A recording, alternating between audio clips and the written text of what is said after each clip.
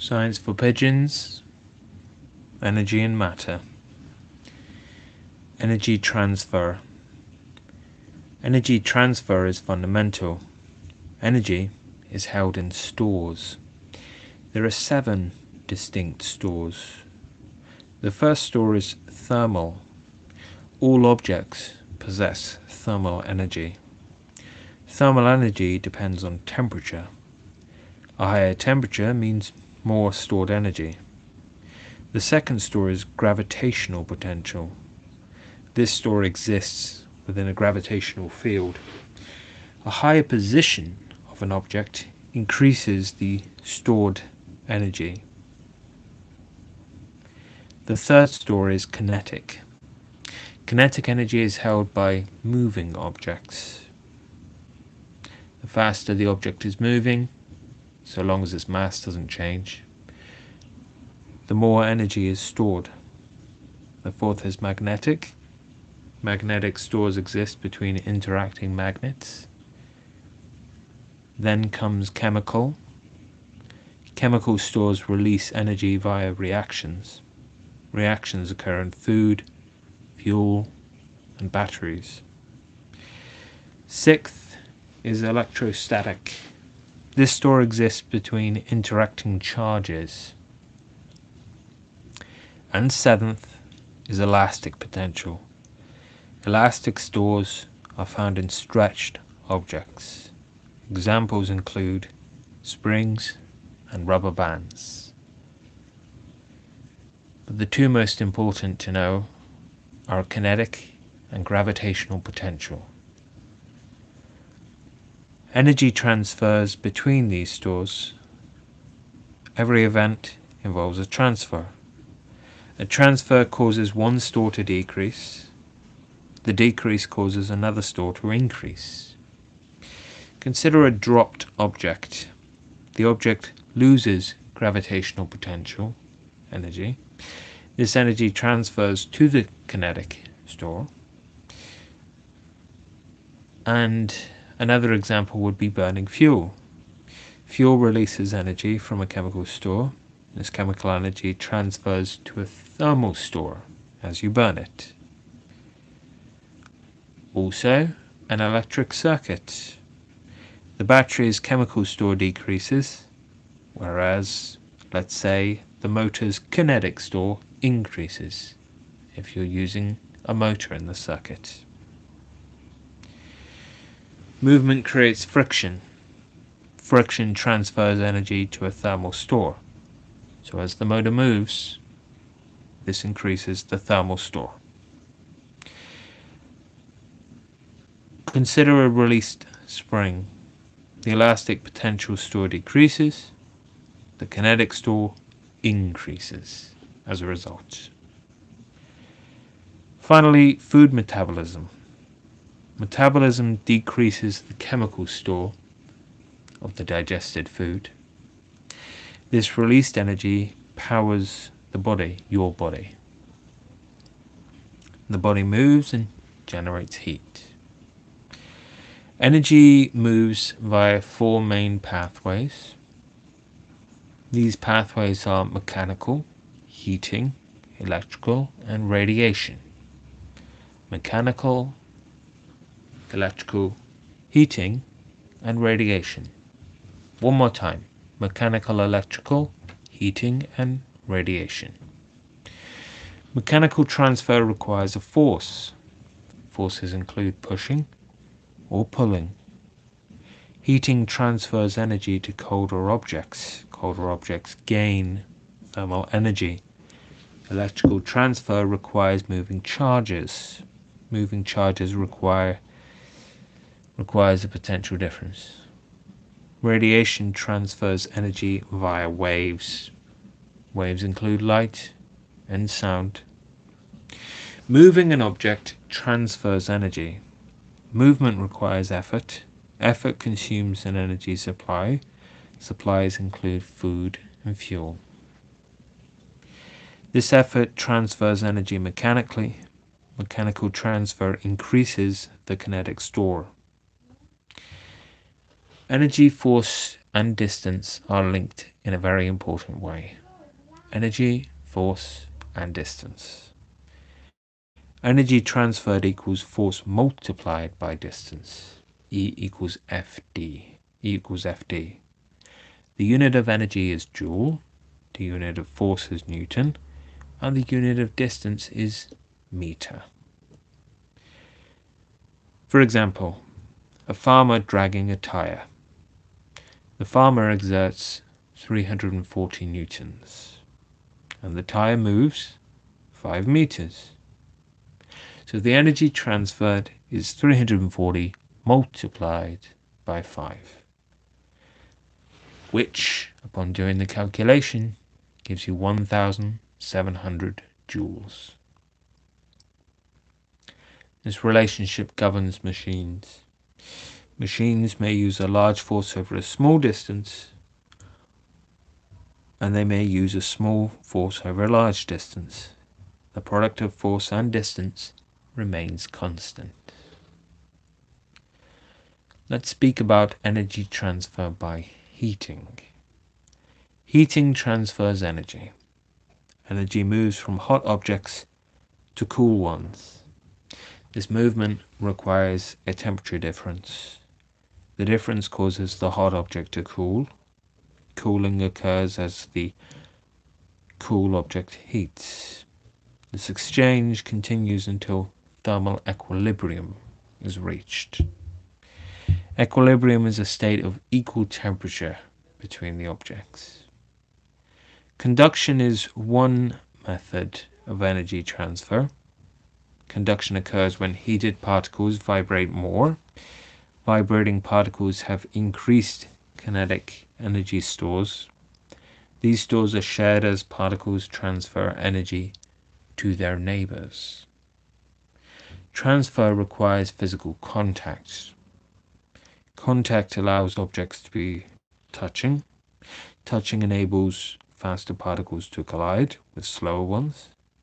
And collisions are the mechanism through which the energy transfers. Radiation is another method of transfer.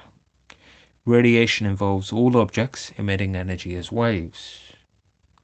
Waves are emitted more by hotter objects. Emission of radiation does not require contact. Lack of contact means objects need not touch. A hot object radiates intensely. Intense radiation means it emits more energy than it absorbs. Negative energy balance causes the object to cool. The cooler object absorbs this emitted radiation. Absorption means it takes in more energy than it radiates. Positive energy balance causes the object to heat. Insulators are used to reduce transfer rates. Rates of transfer vary by material. Metals are known as conductors. Conductors transfer energy very quickly. Plastics are known as insulators. Insulators transfer energy slowly by comparison. Slow transfer is achieved by an insulating wrap. The wrap slows the energy flow. Flow is reduced during loss to the surroundings. It is also reduced during gain from the surroundings. Reduced flow keeps hot objects hot. It also keeps cold objects cold. Let's speak about the conservation of energy. Energy is conserved. Conservation is a fundamental law. The law states energy cannot be created and it cannot be destroyed. Energy only transfers between stores. Transfer means energy never disappears, it simply moves from one store to another. Energy transfer enables usefulness. Usefulness is achieved through a device. The device moves energy from a source store to a destination store. But most transfers are imperfect. Imperfection involves wasted energy. Waste is nearly always thermal energy. Nearly always. Consider a total energy input. Total input equals useful output energy plus wasted output energy. A camping stove demonstrates this balance. The stove has an input of 1,000 joules. These joules are held in the chemical stores of the fuel. The useful output is 20 joules. These 20 joules become a thermal store in the pan. So the wasted energy then is 980 joules. These 980 joules transferred to the thermal stores of the surroundings. Let's speak about energy resources. The sun is the primary source. The sun is where most energy resources originate. Originating energy powers these resources. Power transfers through various stores. These stores form 6 distinct transfer chains. First, the sun emits light. Light drives the process of photosynthesis. Photosynthesis produces living plants. Plants eventually become dead organic matter. Dead matter forms fossil fuels over millions of years, and fossil fuels include coal, oil, and gas. Second, sunlight reaches living plants. Plants use sunlight for photosynthesis. Photosynthesis creates biological biomass. Biomass includes wood for fuel. That's the second way.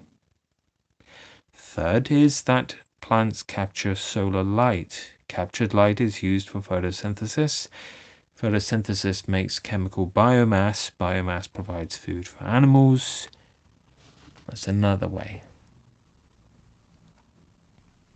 Then you can consider that the sun heats the atmosphere. Atmospheric heating creates air circulation. Circulation generates wind. Solar heating creates the winds. Winds blow across the ocean to produce the waves. And finally, sunlight hits solar cells. Solar cells directly generate electricity. So let's speak about generating electricity then. Electricity generation requires energy resources. Resources are processed to produce electrical power. Most power comes from burning fossil fuels. Burning fossil fuels releases thermal energy. Thermal energy is used to turn a turbine. The turbine drives a generator. The generator converts kinetic energy into electrical energy. Energy resources divide into 2 groups. These groups are non-renewable and renewable. Non-renewable resources will eventually run out. Fossil fuels are the primary non-renewable resources. They formed over millions of years. Formation takes far longer than consumption. Consumption occurs in mere minutes. Once extracted, the resources, for all intents and purposes, gone. A gone resource means the supply is finite. Finiteness necessitates reducing their use. Reducing use is a form of conservation. Conservation saves energy for the future. Actions include turning off lights when you're not using them. Efficiency also helps conserve fuel. Fuel-efficient engines use less resources per mile. Recycling is another conservation method, controversial conservation method, I know. Renewable resources, on the other hand, will not run out. Not running out means the supply is, for all intents and purposes, infinite to us. The sun provides infinite renewable energy as far as we're concerned. Solar cells convert sunlight directly to electricity. Moving air provides wind energy. Wind turns turbines for generation. Water also provides kinetic energy. Waves drive generators in the sea. Biological matter is another source. Growing plants are burned as biomass for electricity. However, renewable availability fluctuates. Fluctuation means the supply is unreliable. Wind strength is variable, for example. Solar cells only function in daylight, of course. Let's now speak about the cost of electricity. Electrical appliances require electricity. Electricity acts as their fuel. Fuel allows appliances to transfer electrical energy. This energy moves into other useful stores. Stores are measured in joules or kilowatt hours, kWh. Joules use the symbol J, joules use the symbol J, and kilowatt hours use the symbol kWh. Power measures the speed of this transfer. Power units are watts or kilowatts, which makes sense. 1 kilowatt equals 1,000 watts. The total energy transferred depends on time and power. Energy in joules equals power in watts multiplied by time in seconds. So, energy in kilowatt hours equals power in kilowatts multiplied by time in hours. Electricity meters record this energy. Meters measure usage in kilowatt hours. Usage is tracked by the meter over time. Time-based usage often differs between day and night. Day and night usage is listed on fuel bills. Fuel bills charge a specific price per kilowatt hour. The total cost equals energy in kilowatt hours multiplied by price per kilowatt hour. Price calculations also apply to homes using gas. Gas fuels domestic heating and cooking. Heating and cooking bills use the same calculation. The calculation ensures they charge for energy in kilowatt hours. How about comparing power ratings and energy values? Power ratings and energy values can be compared, first of all. An appliance's power rating indicates its energy use. This use is measured as energy transfer per second. Transfer occurs at the maximum recommended power. Maximum power is utilized when appliances operate on mains electricity. The total energy transferred depends on this rating. A higher rating transfers more energy per second. Total energy transfer also depends on time.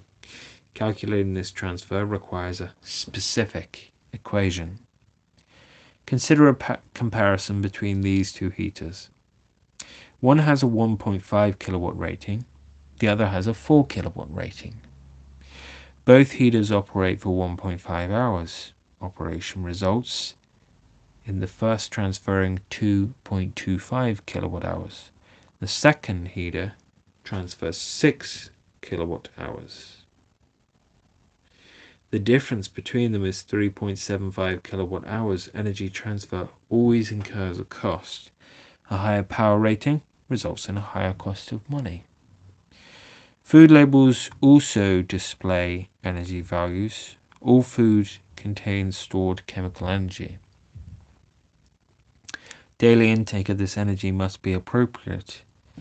This energy is measured in kilojoules. Different foods possess different energy content. Labels allow these contents to undergo direct comparison. So, let's speak about physical changes. Physical changes do not change mass. Mass remains constant because the substances exist as solids, liquids, or gases. These forms are the three main states of matter. Changing state does not change the total mass. You melt some ice, you melt 3 kilograms of ice, you get 3 kilograms of water. Physical changes differ from chemical changes. Differences exist because no reaction occurs. Lack of reaction means no new substances form. The particles themselves remain the same. Only the particle arrangement and energy change. Several processes alter the physical state. These processes are melting, evaporating, condensing, and freezing. Melting ice produces an equal amount of liquid water, as I say. Evaporated water produces an equal mass of gaseous steam. Condensed steam produces an equal mass of liquid water. And finally, frozen water produces an equal mass of solid ice. It's very important to state this. Sublimation is another state change process you may not know about. Sublimation occurs when substances change directly from solid to gas. One example of a subliming substance is carbon dioxide. During this transition, the mass of gas equals the mass of the solid. Dissolving is also classified as a physical change. Dissolving a solid into a liquid creates a solution. Creating a solution does not change the mass. The amount of substance remains identical. Only the physical form is different. This difference is reversible. Evaporating the solvent leaves the original mass of solid. State changes affect physical properties. Properties change because solid particles are tightly packed. Tight packing makes solids dense. Density makes solids difficult to compress. Fixed particles mean solids cannot flow. Liquid and gas particles move more freely. Free movement allows these states to flow.